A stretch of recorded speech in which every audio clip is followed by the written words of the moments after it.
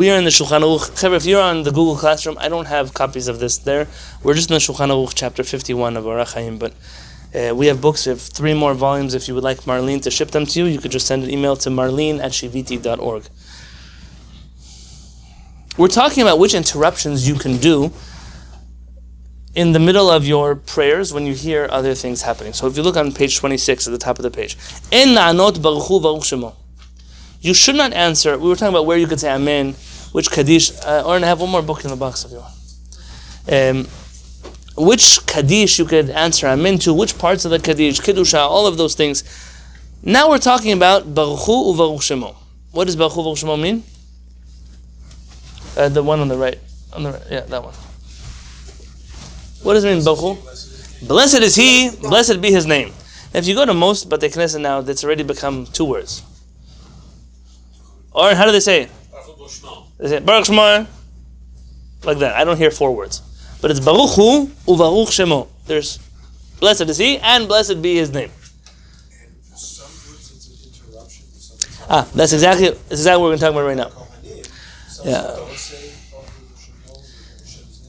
So we shouldn't. We're going to do this right now. We shouldn't say Baruch Hu Shemo when you're in the middle of Pesuke Zimah.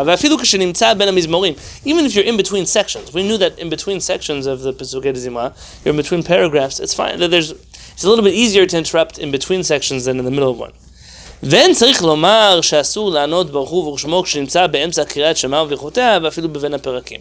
How much more so if you cannot interrupt Pesuke Zimah? Are Pesuke Zimah obligatory? Not really. No, I know he said yes, but not really, right? Not really. So if you can't interrupt there, definitely you cannot interrupt in the middle of Kiryat Shema or the blessings of the Kiryat Shema. That's for sure. That's already biblical territory.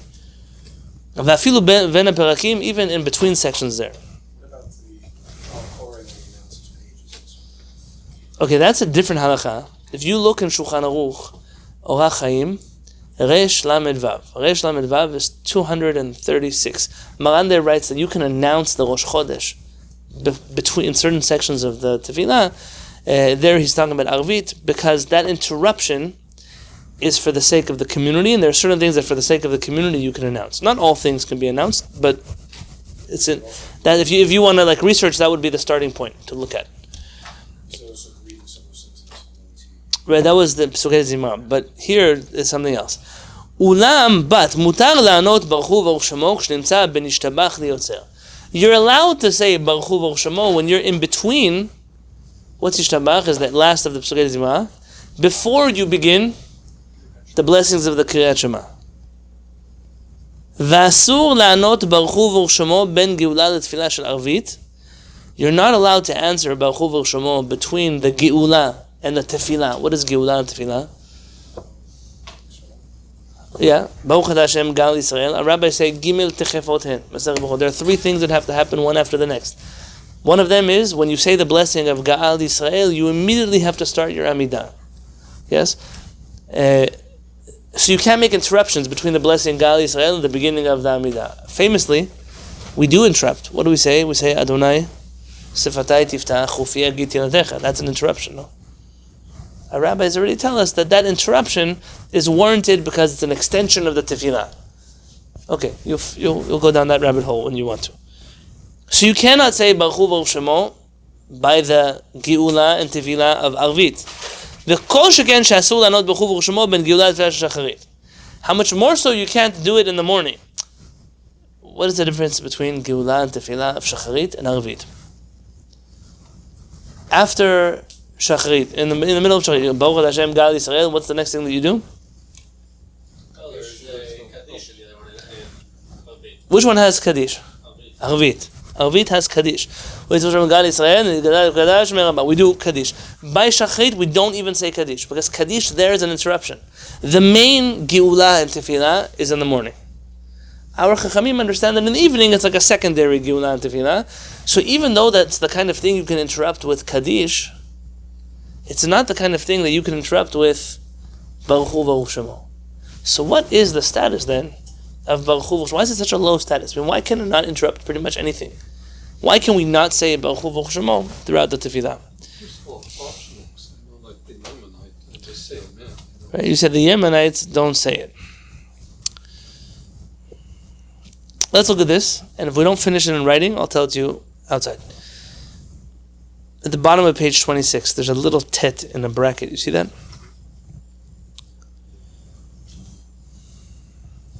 Now in Rosh Hashanah, this becomes a hot issue among the Sephardim. The Chazan recites the blessing of the blowing of the shofar. Yeah? In many communities, especially in North Africa, it's a very prominent part of the blessing of the shofar to say, Baruch Shemo, in the middle of that blessing. Chacham Ovadia Yosef is adamant that anybody who says that blessing is interrupting the blowing of the shofar and all kinds of things that are not so kind over there. The Ashkenazim, do they have this problem? Not at all. They don't say Baruch Shemo on blessings, which someone else is saying for them. So in the Sephardic community, this blessing becomes a hot issue. Let's see why. Hine yadua hadavar. It is known. She'amirat Baruch Hu u'Baruch Shemo hi minhag Yisrael. That saying Baruch Hu u'Baruch Shemo is a Jewish custom. U'minhag zeh yasad Rabbeinu Harosh. This minhag was started by the Rosh. Who is the Rosh?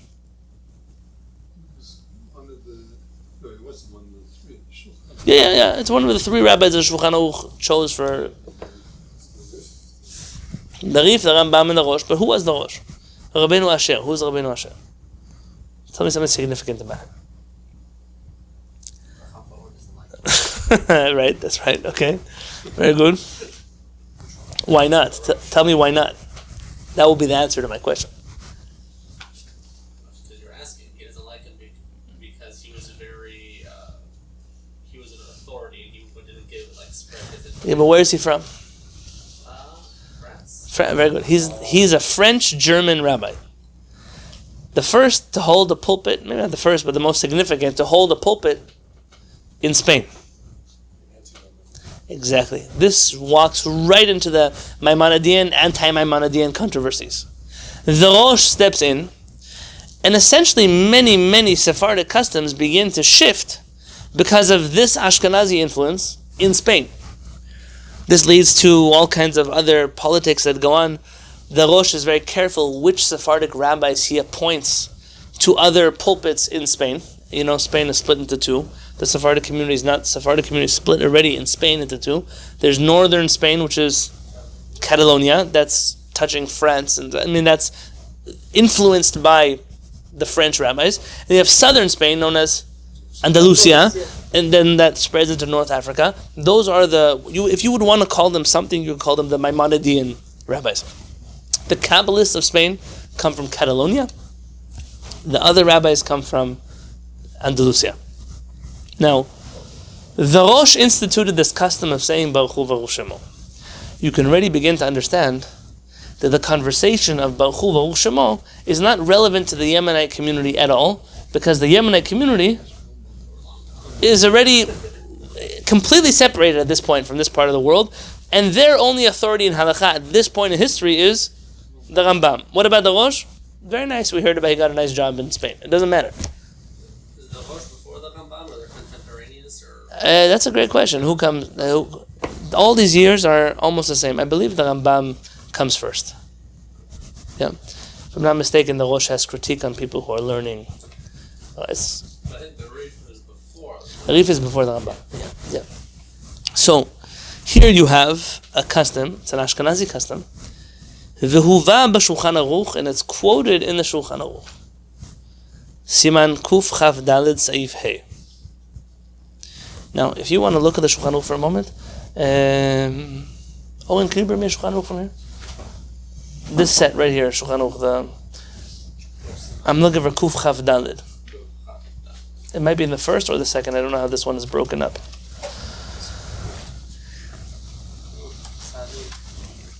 If you look in the Sefaria, you want to go to 124, Halacha 5, in Orach Chaim. Thank you. In Orach Chaim. No, that's the page number, Arn. I might need the other book. One second. I need the book before this. The Aleph. Is it there? There's no Aleph in the set? No. Great. No. There must be an Aleph in a box. So look in that. I have an old set of Shulchan Aruch up there. is the brown ones. You have to look very carefully. Yeah, right there. Not the blue ones, the brown ones. It should say Orach Chaim. There should be a little, like you should be able to vaguely make it out. Need a new search. Yeah, Sefaria got slow sometimes. I don't know what the story is there. But this is 124. Yeah, 124. We got this set from a Holocaust survivor. Every time we study from it, I tell you should have his neshama in mind. The Angan Edom. I wrote it down somewhere. It's not in the book yet. Okay, Maran writes the following. These are the laws of the repetition of the Amidah. Okay? So you're repeating the Amidah. Maran writes, Al kol beracha she'adam shomea b'chol makom. Every blessing that a person hears in every place. Omer Baruch Baruch Shemo. He says Baruch Baruch Shemo. His source for that? Who's the source? The Rosh. So Maran writes here, does he approve of this custom? Yeah. Seemingly yes, right? And when should you say Baruch Baruch Shemo? Always. Now, does always mean always? Or does always not mean always? Maran writes here, Al kol beracha, every blessing, shadam bechol makom, in every place. That seems pretty always to me, right? But it can't be so simple, right? Where does Maran write this halakha? In which section of Shulchan Aruch? The laws of repetition of the Amidah. When Maran says all blessings always, does he mean all blessings always everywhere, or does he mean all the blessings in the Amidah?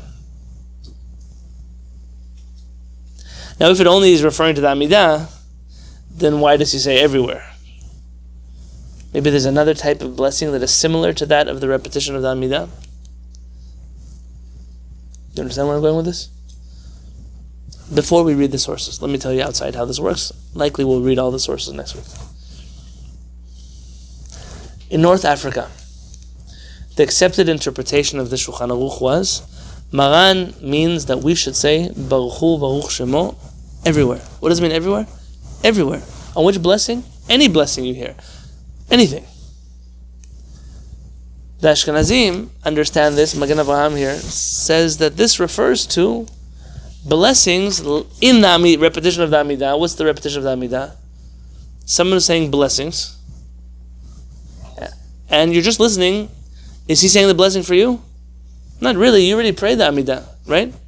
So, for a person who cannot say, who doesn't know how to pray, they listen to the repetition and they wouldn't say Baruch Hu Shemo according to this opinion. But then, very good, Owen. Very good.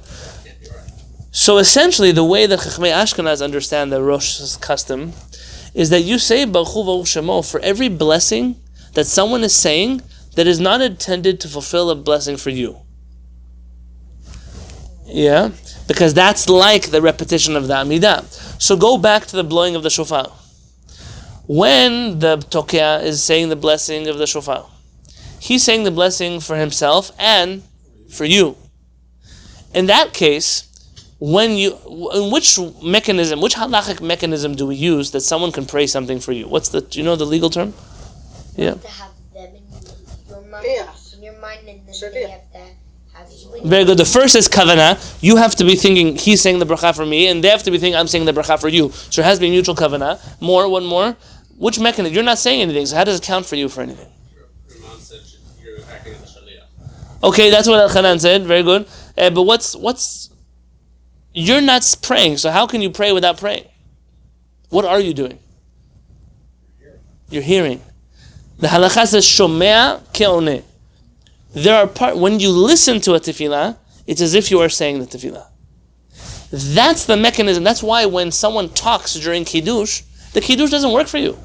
It doesn't matter that you were in the room with somebody who said Kiddush. Who cares? You're in the room with people. A lot of people do a lot of things. Unless you are listening and you have the intent that they should say the blessing for you, then they have the intent that they're saying the blessing for you, then it doesn't count for anything.